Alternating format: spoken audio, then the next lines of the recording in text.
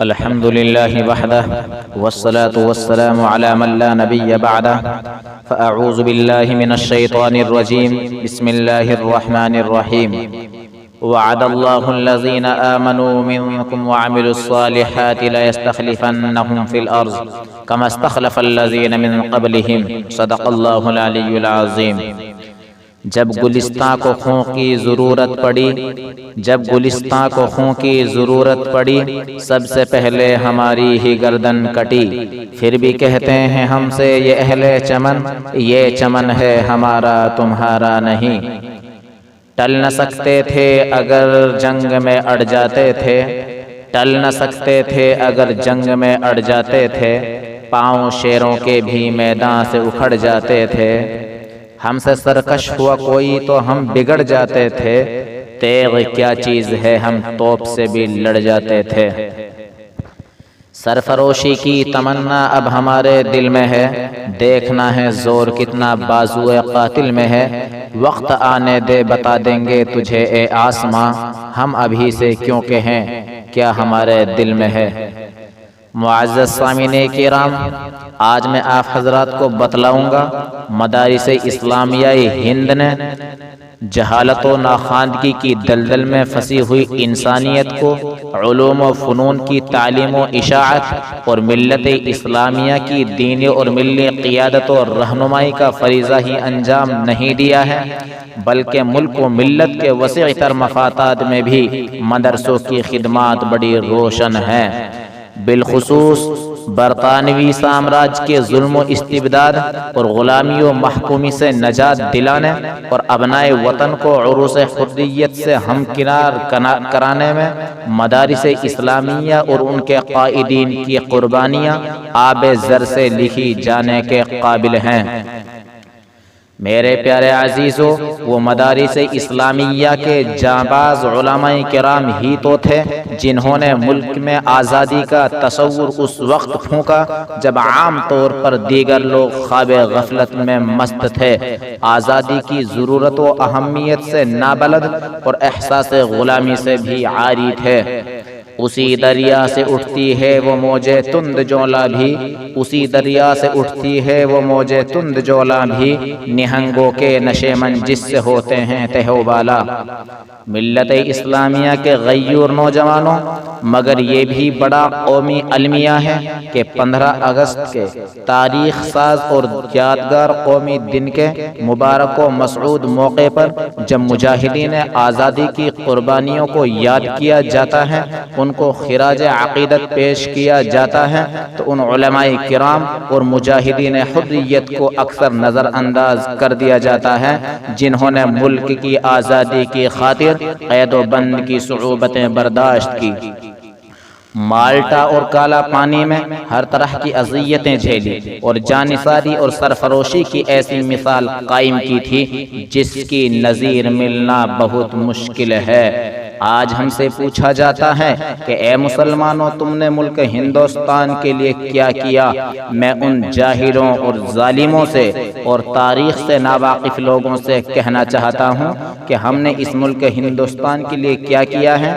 اس سوال کا جواب جامع مسجد کے میناروں سے، لال قلعہ کے دیواروں سے، دلی کے چاندنی چوک سے، شاملی کے میدان سے، بالا کوٹ کی پہاڑیوں سے، مالٹا کے قید خانے اور کالے پانی سے جا کر پوچھو۔ ملک کے ہر ذرہ تمہیں اس بات کی گواہی دے گا کہ مسلمانان ہند نے، بالخصوص علماء کرام نے، اس ملک کی آزادی کے لیے اپنا تن من دھن جان سب کچھ قربان کر دیا تھا۔ اسی کو شاعر کہتا ہے، پتا پتا بوٹا بوٹا حال ہمارا جانے ہے، پتا پتا بوٹا بوٹا حال ہمارا جانے ہے، جانے نہ جانے گل ہی نہ جانے باغ تو سارا جانے ہے۔ پیارے عزیزوں، ملک کا ایک طبقہ اس غلط فہمی میں مبتلا ہے کہ دینی اور اسلامی مدارس قومی دھارے سے بالکل الگ تھلگ، ملکی اور قومی مفادات سے بے پرواہ ہو کر صرف دینی تعلیم کی اشاعت میں لگے رہتے ہیں۔ مدارس کے فضلاء اور علماء گرد و پیش کے حالات سے بے خبر اور ملکی اور قومی خدمت کے شعور اور احساس سے بھی عاری ہوتے ہیں، لیکن مدارس اسلامیہ کا شاندار ماضی اس مفروضہ کا قطعاً غلط اور بے بنیاد قرار دیتا ہے، اور تاریخ ہند کی پیشانی پر ثبت مدارس اسلامیہ کی ملکی اور قومی خدمات اور کارناموں کے نقوش پکار کر کہہ رہے ہیں کہ مدارس اسلامیہ کے علماء کرام اور فضلاء عظام نے ہمیشہ ملکی مفادات کی پاسبانی اور اپنے خون پسینے سے چمنستان ہند کی آبیاری کی ہے، اور ملک کی آزادی کے خاطر ان قربانیوں سے لالہ زار ہیں۔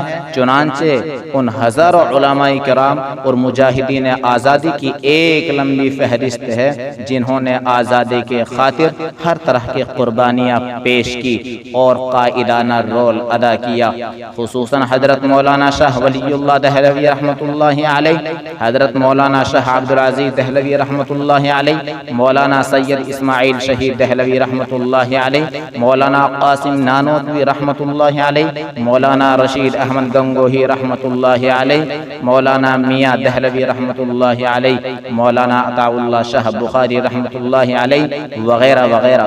آسمان حریت کے وہ تابندہ ستارے ہیں جنہوں نے محکومی کی شب دیروز کو تار تار کیا تھا اور ملک کے چپے چپے کو انوار حریت کی ذوفشانی سے معمور کر دیا تھا۔ ملت اسلامیہ کے نوجوانوں، مذکورہ مجاہدین و علماء کرام سب مدارس اسلامیہ ہی کے فضلاء اور فیض یافتہ تھے۔ ایک دو حضرات ایسے ہیں جو باضابطہ کسی مدرسے کے فارغ نہ تھے، لیکن علماء کرام کے باضابطہ صحبت یافتہ ضرور تھے۔ ان میں وہ علماء کرام بھی ہیں جنہوں نے جد و جہد آزادی کا آغاز کیا اور حضرت شاہ عبدالعزیز صاحب اور پھر سید احمد شہید رحمۃ اللہ علیہ کی زیر قیادت کام کرتے رہے، اور ان کے بعد بھی جد و جہد جاری رکھی۔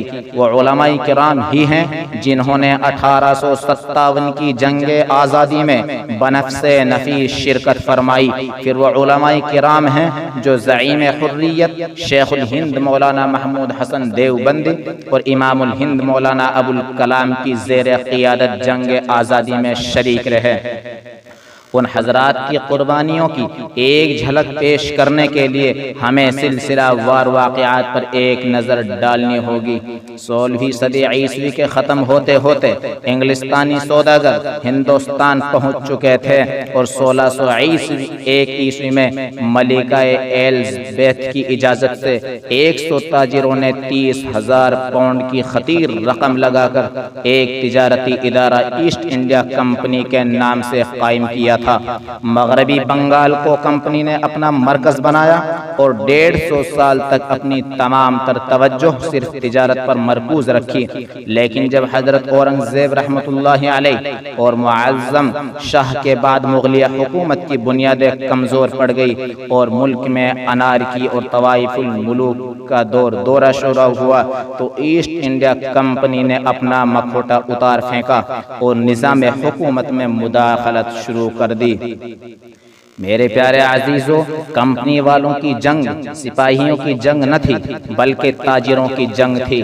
ہندوستان کو انگلستان نے اپنی تلواروں سے فتح نہ کیا بلکہ خود ہندوستانیوں کی تلواروں سے، اور رشوت و سازش، نفاق اور حد درجے کی دو رخی پالیسی پر عمل کرتے ہوئے ایک جماعت کو دوسری جماعت سے لڑا کر ان انگریزوں نے یہ ملک اپنے قبضے میں کر لیا تھا۔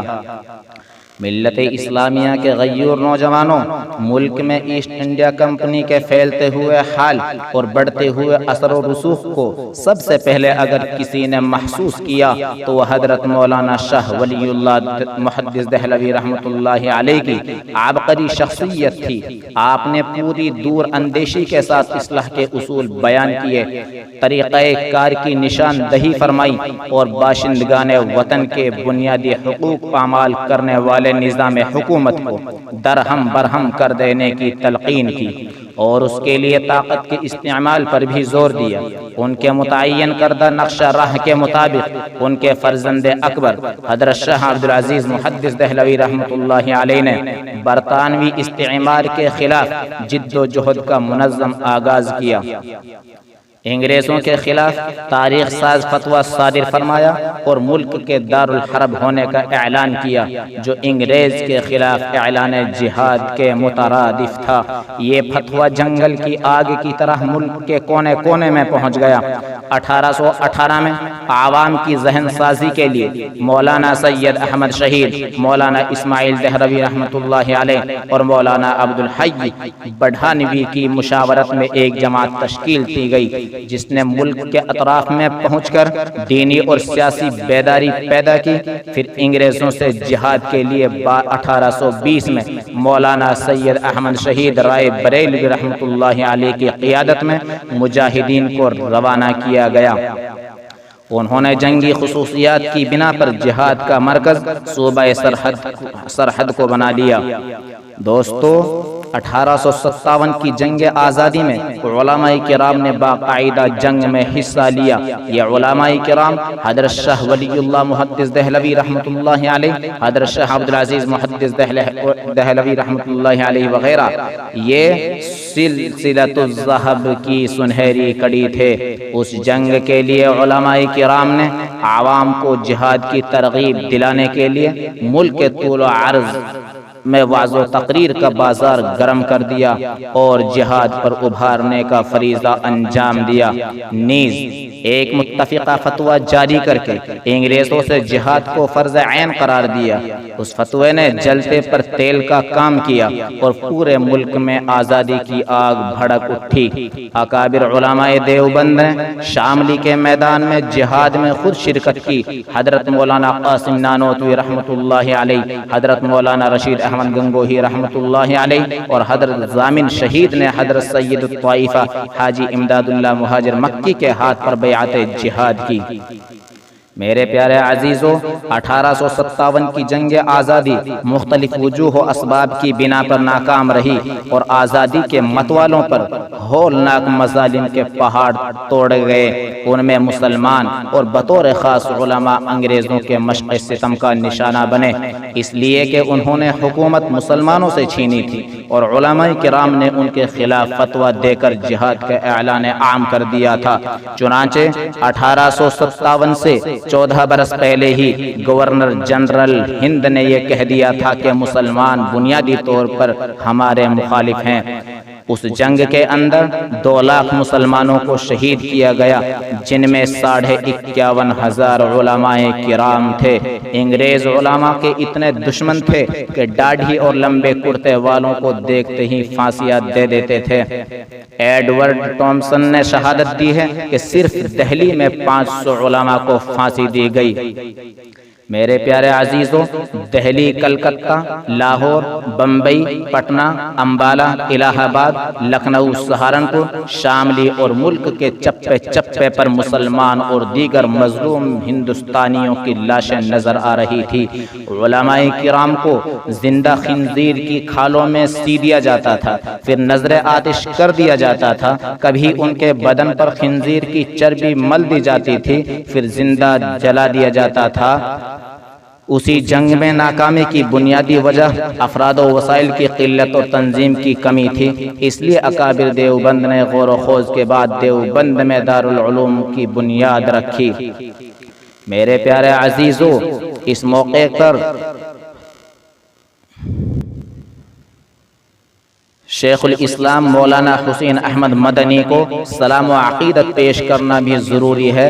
انہوں نے ساری زندگی حضرت شیخ الہند کے نقش قدم پر چل کر ملک کی آزادی اور تعمیر و ترقی میں صرف کر دی اور جماعت اور کانگریس کے پلیٹ فارم سے جو کارنامے انجام دیے وہ آب زر سے لکھے جانے کے قابل ہیں۔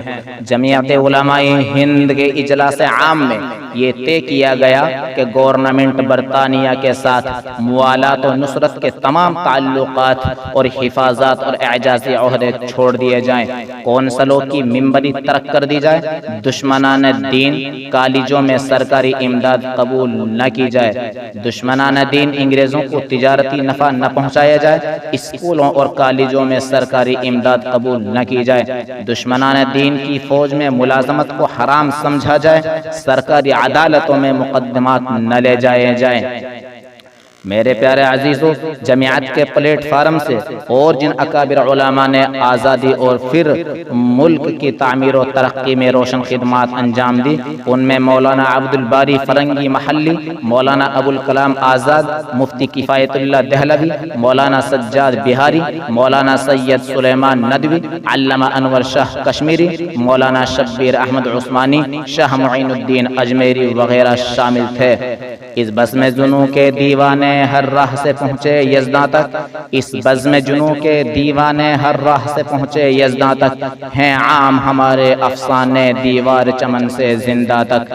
ملک کی آزادی کے حوالے سے قربانیاں پیش کرنے والے مدارس اسلامیہ کے اکابر علماء کرام کی خدمات کی ایک جھلک پیش کی گئی ہے۔